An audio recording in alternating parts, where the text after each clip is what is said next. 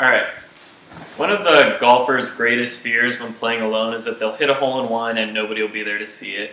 So they'll go back and tell their friends, but nobody will really believe them. They'll live their whole lives, maybe only hitting one hole-in-one, and nobody will be there to witness it.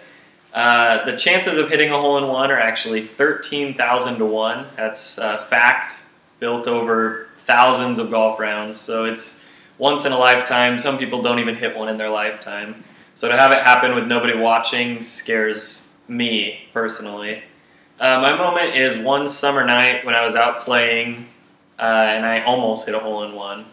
So I was playing by myself. It was a late summer night and it was really windy out, so nobody really wanted to play. So it was just me. I was out and I hadn't seen anybody on the course all day. It was until I got to hole 8 that I finally saw a group, and they had let me play through, so they weren't going to slow me down. I could get done. So I stepped up on the tee box, started trying to visualize how I was going to hit this shot, and I could just feel the wind howling off my shoulders, and I had no clue. The hole is you tee off from up here, and it's a downhill par 3. So I had no clue how far to hit it with the wind and downhill, everything affecting it. I had no clue how I was going to hit the shot. I just knew I wanted to hit it quick and get out of their way. So walking up to these guys, I introduced myself and I said, "Oh, good thing you guys are here in case I hit my hole-in-one here. You guys will be able to attest to it." And these guys laughed and were giving me a hard time, thinking this scrawny little high school kid at the time is not going to show us up and hit a hole-in-one right here.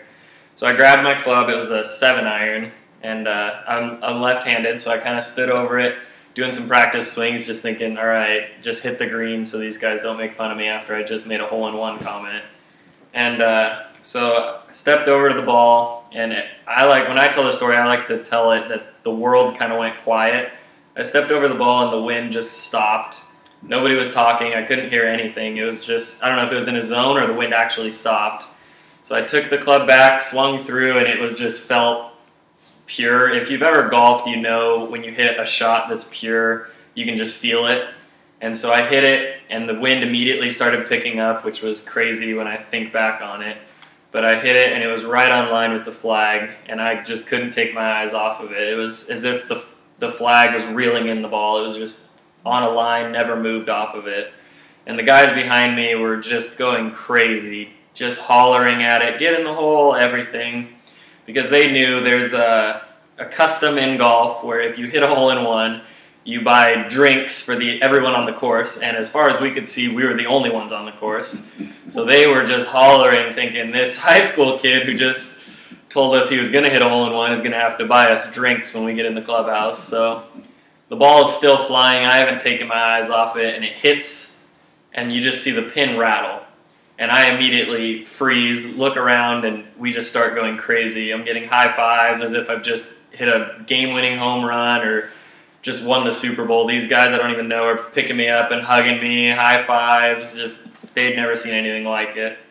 So I finally put my club away, and they tell me, because we can't actually see the ball where it's at, you can't see much on the green. It was kind of dark. So they're telling me, you get down there, and if it's in, you give us the thumbs up, and we are coming. We're stopping playing. We're going to go celebrate right now. So I get down there, and I still can't tell. Walk up, and I just see a little white speck right next to the flag, and immediately my heart dropped because I just celebrated with these guys, and now I was going to have to tell them that it didn't go in. So I waved up to him, told him it didn't go in, and it lifted the flag out and tapped in my putt for a 2, which at that point felt like a slap in the face. And I looked at the cup, which is supposed to be round, and it was actually like almost a square. It had just been destroyed by the golf ball.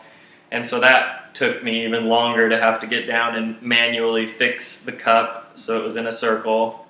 And that was the worst part because I knew if I had made it, I would have no trouble, would have fixed the cup, happy as can be. But the fact that I didn't make it and I had to fix the cup was awful. So what had happened was the ball hit, rattled in the cup on both sides, and then somehow popped out to about 1 inch away from the pin.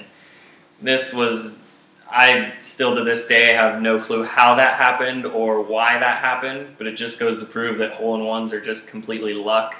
I've heard stories of people hitting bad shots that go in. I mean, it's just luck, and the fact that it went in and came out was kind of the worst part for me. I could just feel my heart sink. I was depressed. I think I finished the 9th hole and just stopped playing. I couldn't deal with it anymore. I mean, that was the closest I've come to a hole-in-one, and the cruelest way to not make a hole-in-one, to have the celebration and have it taken away from you. And I think the reason that it kept me going was that I was striving for that perfection. Because in golf, there's no way to be perfect. A perfect score in golf is 18, which 18 hole-in-ones is completely unobtainable. It's not even possible. Other sports, baseball, you can throw a perfect game. Basketball, you can shoot perfect for one night. But golf, you can't be perfect. And I think that's what makes people come back. So I picked this moment to show kind of why I golf, just striving for perfection. And in that moment, I could have caught a piece of that perfection, making a hole-in-one. And to this day, I still, every time you tee it up on a par 3, that goes through everyone's mind that this could be the time that I'm perfect for just this one hole. And so, I mean, that kind of keeps people coming back. And so that's why I play golf. And that was one of the worst holes of my life, actually. Thank you.